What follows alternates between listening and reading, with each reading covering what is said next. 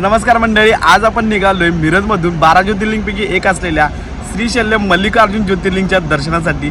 तर आज आपण पहिला निघणार आहे बसने। व्यंकटेश्वर या बस आहे आणि या बसला आपल्याला नॉर्मल डेला 750 रुपये तिकीट लागलेलं आहे। जर तुम्ही सीझनला जात असाल तर तुम्हाला 1000 ते 1500 रुपये लागणार आहे। जर तुम्ही मल्लिकार्जुन ज्योतिर्लिंगच्या दर्शनासाठी येणार असाल तर नजीकच्या रेल्वे स्टेशन किंवा बसमधून तुम्हाला यायचं सर्वप्रथम हैदराबाद बस स्टँडवरती किंवा हैदराबादच्या रेल्वे स्टेशनवरती।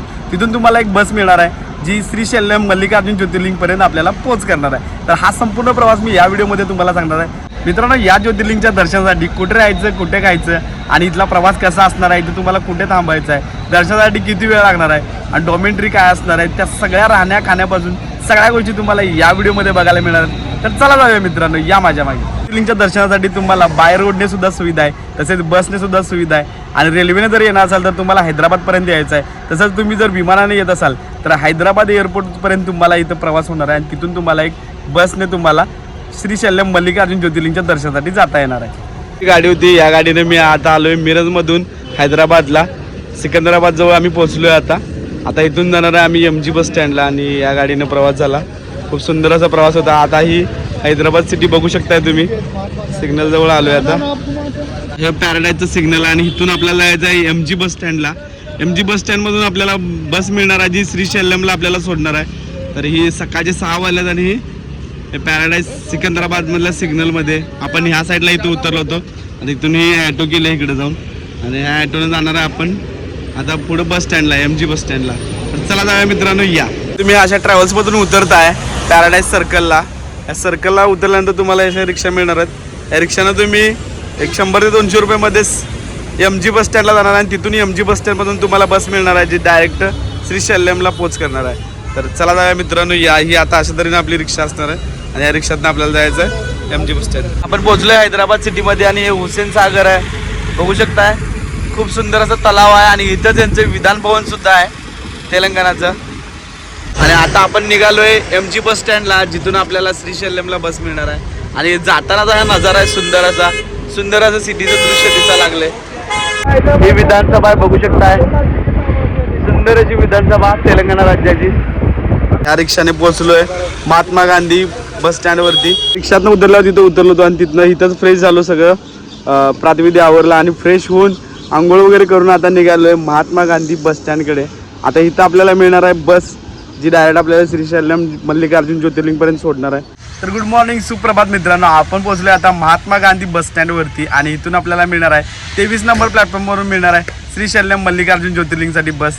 तर चला जाऊया मित्रांनो, हे बघू शकता माझ्या पाठीमागे हे भव्य दिव्य असं इथलं बस स्टँड आहे आणि इथं स्वच्छता क्लीननेस एक नंबर आहे। फक्त तुम्हाला हिंदी येणं गरजेचं आहे कारण इथं हिंदी प्रिपेअर आहे। हिंदी आणि इंग्लिश असेल तर तुम्ही दोन्ही लँग्वेज इथं चालू शकतात। या मित्रांनो, तुम्ही कुठूनही येणार असाल तर तुम्हाला सर्वात प्रथम यायचं आहे, जर श्रीशैल्यम मल्लिकार्जुन ज्योतिर्लिंगचं दर्शन घ्यायचं असेल तर महात्मा गांधी बस स्टँडवरती यायचं आहे। तिथून तुम्हाला बस इझीमध्ये मिळणार आहेत आणि कंटिन्युअसली बस इथून आहेत अवेलेबल। असं हे भव्य दिव्य असं मोठं बस स्टँड आहे इथं। चला तर जाऊया पुढे आता आपल्या प्लॅटफॉर्मवरती, प्लॅटफॉर्म नंबर 23 वरती। बस स्टँडमध्ये नाश्त्याची सुद्धा सुविधा आहे, तुम्ही तर नाश्ता, चहा, कॉफी सुद्धा घेऊ शकताय। फ्रीमध्ये वॉशरूमची सुद्धा सुविधा आहे, तुम्ही इथं वॉशरूम सुद्धा करू शकताय आणि इथून पुढे चालू होते बस स्टँड। भव्य दिव्य असं बस स्टँड आहे आणि बघू शकता हे समोर इथं अनेक फूड कोर्ट सुद्धा आहेत आणि बस स्टँडमध्ये अनेक सुविधा सुद्धा तुम्हाला मिळणार आहेत। जागोजागी इंडिकेटर सुद्धा लावलेले आहेत की बस कुठं कुठं जाणार आहेत, तर तुम्हाला इझीमध्ये कळून जाईल। 23 नंबरला आलो आहे, 23 नंबर प्लॅटफॉर्मला आणि 23 नंबरला आपली बस लागलेली आहे। इथं AC बस आहे पूर्णपणे, हे बघू शकता तुम्ही। ही AC बस आहे आणि ह्या बसने जायचं आहे आपल्याला। तिकीट तर किती लागणार आहे बघूया या मित्रांनो। तेव्हा संपूर्ण अशी वातानुकूलित बस आहे। हे आपल्याला श्रीशैल्यमला जाण्यासाठी बस मिळालेली आहे आणि प्लॅटफॉर्म नंबर 23 वरती बस मिळालेली आहे आणि गव्हर्नमेंट बस आहे। याचं तिकीट दर लागलेला आपल्याला 700 रुपये एका व्यक्तीसाठी, 1200 रुपये 2 व्यक्तीसाठी लागले आणि कमीत कमी 6 तास लागणार आहेत या बसला आपल्याला पोहोचायला आणि पूर्णपणे AC बस आहे। तर कसा असणारा प्रवास या ब्लॉगमध्ये बघूया या मित्रांनो। नंबर आहे 1240 म्हणजे 1240 नंबर आहे बसचा आणि ही बस जाणार आहे डायरेक्ट श्रीशैल्यम मल्लिकार्जुन ज्योतिर्लिंग देवस्थानपर्यंत। तर ही बस अशी दिसते आणि पूर्णपणे AC बस आहे। कोच सुद्धा चांगला आहे इथला आणि सीट कम्फर्टेबल आहेत सगळ्या, बघू शकता तुम्ही मित्रांनो। ह्या अशा सीट्स आहेत तिथं, कम्फर्टेबल आहे। आतमध्ये लाईट आहेत, बघायला बाहेर खिडक्या, मोठ्या मोठ्या खिडक्या दिलेल्या आहेत। तसंच इथं बघू शकता हे आपण महात्मा गांधी बस स्टँड सोडलेलं आहे आता इथून काही वेळातच आता आपण इथून ही सिटी पण लवकर म्हणजे हायवे लागणार आहे गाडी. तर चला हे बघू शकताय तुम्ही.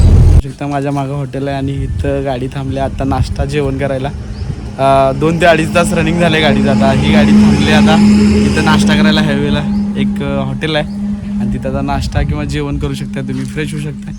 परत पुढच्या प्रवासाला तुम्हाला लागायचं. तर हे हायवे बघू शकता आणि ह्या हायवेच्या शेजारी इथं बस थांबल्या आणि हे समोरचं हॉटेल आहे. या हॉटेलला आपण नाश्ता केला आता. इथे एक पान टपरी पण आहे आणि हा सुंदर असा रोड आहे जो श्रीशैल्य मल्लिकार्जुन ज्योतिर्लिंगपर्यंत जातोय. एकदम जंगली एरिया आहे पूर्णपणे. तर आता पुढं कसं असणार आहे चला बघूया. आता ही बस हलणार आहे थोड्याच वेळात. तर चला जाऊन बसूया बसमध्ये. आता मित्रांनो आपण जात असलेले श्रीशैल्य मल्लिकार्जुन मंदिर हे आंध्र प्रदेशातील कर्नल जिल्ह्यात नल्लमल्ला पर्वतरांगेत कृष्णा नदीच्या काठी वसलेले एक अत्यंत प्राचीन आणि पवित्र हिंदू तीर्थक्षेत्र आहे. हे शिवाच्या 12 ज्योतिर्लिंगापैकी एक आणि देवीच्या 52 शक्तिपीठापैकी एक मानले जाते व ब्रह्मरंभा देवीचे अत्यंत सुंदर असे मंदिर येथे आहे. मित्रांनो या ज्योतिर्लिंग मध्ये तुम्हाला शिव व पार्वती अशा दोघांचेही दर्शन घेता येते आणि या तीर्थक्षेत्राला दक्षिण कैलास असेही म्हणतात. श्रीशैल्य मल्लिकार्जुन हे मंदिर हैदराबाद पासून 210 किलोमीटर अंतरावरती आहे. सगळे श्रीशैल्यम मंदिराला चाललेले आहेत. सगळे भक्त भाविक तिकडेच चाललेले आहेत. तर या मंदिराकडे जाताना इथून या जंगल एरिया चालू होतोय. आता या जंगल एरियामध्ये मित्रांनो खतरनाक असा रस्ता आहे. सगळा जंगलात नाही रस्ता. या जंगलातनं रस्त्याने जात असताना इथं विविध प्रकारचे प्राणी सुद्धा तुम्हाला इथं दिसणार आहेत जाताना. आणि संध्याकाळच्या वेळी हा रस्ता बंद असतोय वाहतुकीसाठी. फक्त ह्या दिवसात चालू असतोय. चला तर बघूया मित्रांनो आपल्याला पुढे आणि जाऊन काय काय बघायला मिळणार आहे या तर बघूया. पुढचा बघू शकता श्रीशैल्यम डॅम आहे आणि श्रीशैल्यम डॅम पासून आपल्याला वळून पुढे जायचं आहे. आज समोरचा दिसणारा सुंदर असा नजारा.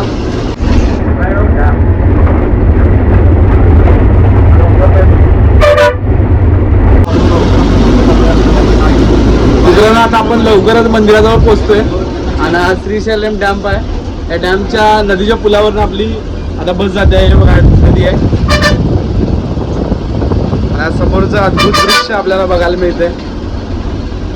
सुंदर असा नजारा आहे आणि लवकरच पोहोचतोय आपण. चला तर जाऊया मग आता पुढे बघूया आपल्याला आणखी काय काय बघायला मिळतंय.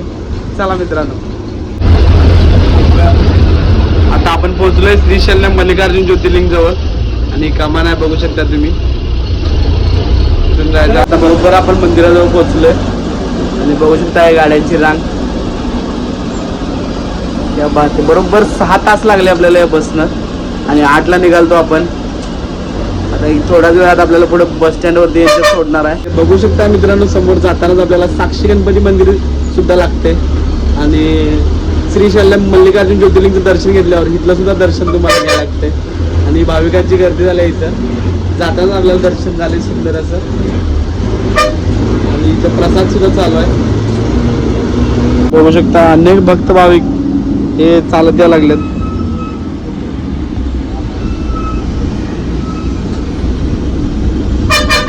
असे भरपूर भक्त भाविक आहेत जे चालत यायला लागलेत मल्लिकार्जुन ज्योतिर्लिंगच्या दर्शनासाठी. आणि भक्तांचा थवाच्या थवा इथं तुम्हाला दिसतोय जाताना रस्त्याच्या कडेनं. उन्हाळ्यात बिना चप्पलचे हे सगळे भक्त भाविक चालत आहेत. बघा यांच्या डोक्यावर शिदा सुद्धा आहे. बघू शकता मंदिर परिसराजवळ आलोय आपण आणि थोड्या वेळात पोहोचतोय. तर हा सुंदर असा परिसर दिसतोय आपल्याला आजूबाजूला. खरंच सुंदर आहे. सुंदर असं शिवलिंग शिव पार्वती आणि तुम्हाला इंडिकेटर सुद्धा दिलेला आहे. इथं एक बोर्ड लावलेला आहे तर तुम्हाला इथले ऍड्रेस वगैरे प्रॉपर करणार आहेत.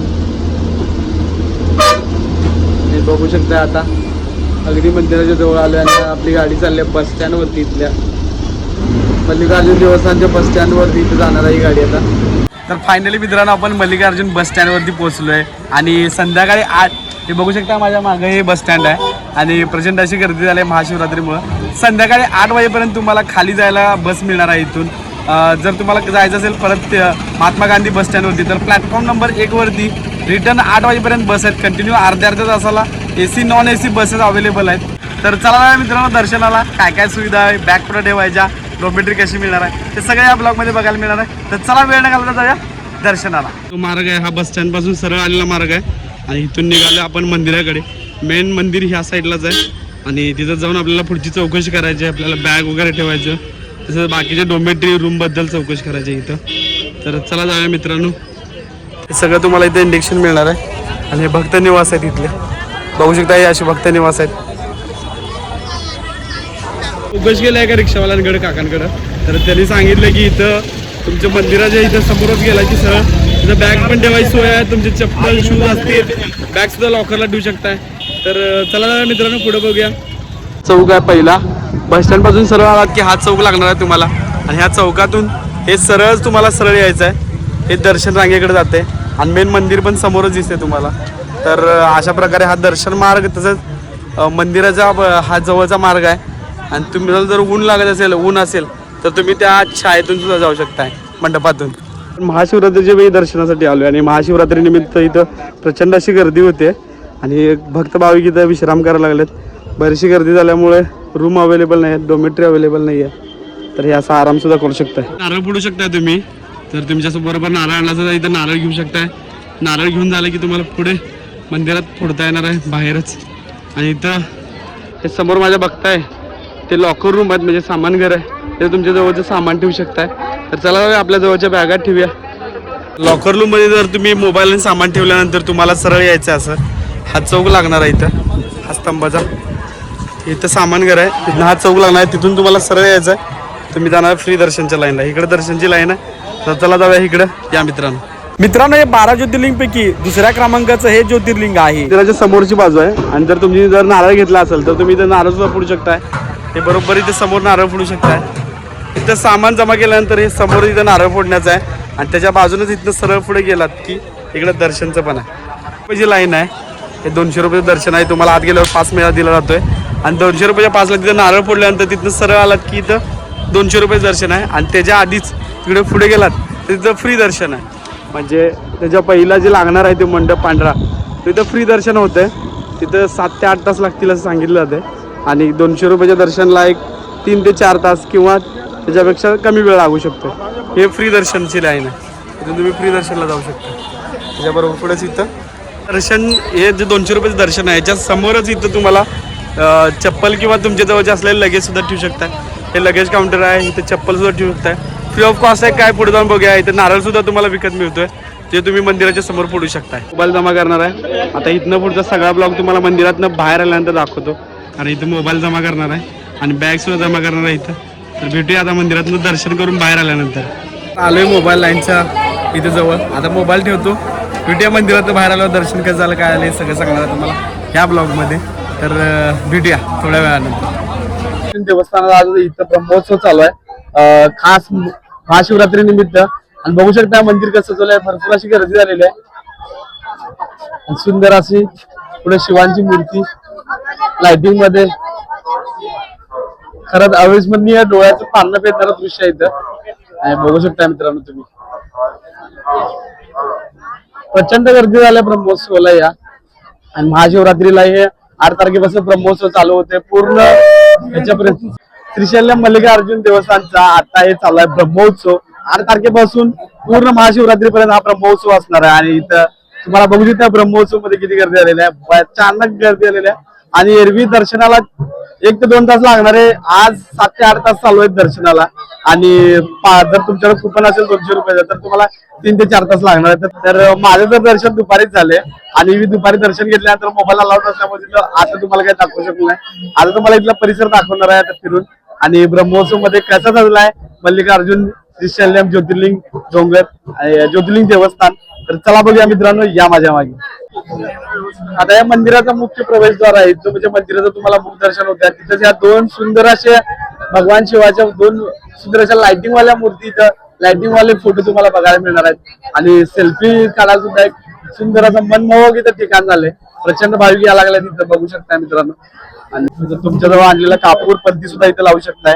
हे कापूर लावायचे ठिकाण आहे, बरोबर मंदिराच्या समोरचं जे गोकर्ण आहे तिथंच हे ठिकाण आहे. आणि इथं समोरच तुम्ही नारळ सुद्धा वाढवू शकता. हे बघा काही भक्त भाविक इथे नारळ वाढवायला लागले, तुम्ही बघू शकता. तिथं मुख्य गेट आहे, बघू शकता तुम्ही इथून मुख दर्शन घेऊ शकताय. आणि आज सुंदर असं लाइटिंग केलेलं आहे, बघू शकताय मित्रांनो. क्या बात आहे. आज इथं दर्शनाचा पण एक सुंदर असा आनंद तुम्हाला मिळून जाणार आहे महाशिवरात्रीच्या वेळी. जर तुम्ही यायचा प्लॅन करत असाल तर हा ब्लॉग तुम्हाला नक्की कामाला येणार आहे मित्रांनो. हे ज्योतिर्लिंग दक्षिण कैलास म्हणूनही ओळखले जाते आणि असे मानले जाते की इथे जर तुम्ही दर्शन घेतलात तर अश्वमेध यज्ञाचे पुण्य मिळणार आहे. व महत्वाचं म्हणजे दरवर्षी इथं शिवरात्री आणि महाकुंभ अभिषेक असे 2 मोठे उत्सव इथं साजरे केले जातात.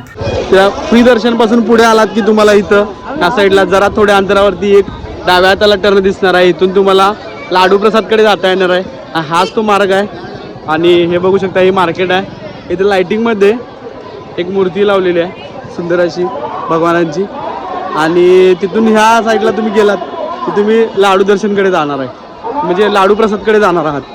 तर हे गेट आहे बघा, तिथं गाड्या अडवल्या जातात. तिथून सरळ जायचं आहे तर तुम्हाला लाडू प्रसाद मिळणार आहे.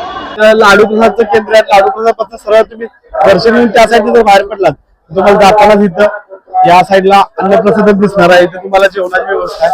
आणि बघू शकता ग्रीन बोर्ड पण लावलेला आहे, 3 लँग्वेज मध्ये आहे, तुम्हाला कळेल अशा. तर त्या लँग्वेज मध्ये तुम्ही वाचून इकडे जाऊ शकता अन्नप्रसादांकडे. प्रसाद मिळाला इथं आणि प्रसादालयामध्ये आलो होतो, फ्री प्रसादालयामध्ये. इथं प्रसाद मिळालाय असं बघू शकता. आणि असं आहे पवन आहे सगळं. इथं प्रसाद दिला जातो फ्रीमध्ये आणि तुम्ही इथं प्रसादाचा आस्वाद घेऊ शकता. परत इथं प्रसाद घेतला आता आणि बाहेर पडलो प्रसाद घेऊन. ही बघू शकता ही लाडूचीच लाईन आहे. आणि प्रसाद काउंटरच्या बरोबर मागच पुढेच प्रसाद काउंटरच्या बरोबर पुढेच हे लाडू प्रसादचं आहे. हे लाडूचीच लाईन आहे बघू शकता मित्रांनो तुम्ही. मित्रांनो तुम्हाला मंदिर परिसरामध्ये राहण्यासाठी डोमेंट्री 200 ते 300 रुपयामध्ये बेड अवेलेबल होणार आहे. आणि जर तुम्ही नॉन एसी रूम घेत असाल तर 400 ते 500 रुपये आणि एसी रूम जर घेत असाल तर तुम्ही 700 ते 1000 रुपये मध्ये. हे सगळे रेट मित्रांनो ज्यावेळी इथं गर्दी नसते, ज्यावेळी इथे एखादा उत्सव नसते त्यावेळी जे उत्सवावेळी इथं डबल रेट आणि इथं अवेलेबल पण होत नाही रूम लवकर. आणि इथं तुम्हाला नाश्त्यासाठी व जेवणासाठी छोटे मोठे हॉटेल सुद्धा आहेत जिथे की तुम्हाला 100 ते 150 रुपये मध्ये थाळी मिळणार आहे. आणि इथं जसं मंदिराचं फ्री भोजन पण मिळते ते फक्त 12 ते 3 व संध्याकाळी 7 ते 9 वाजेपर्यंत असते.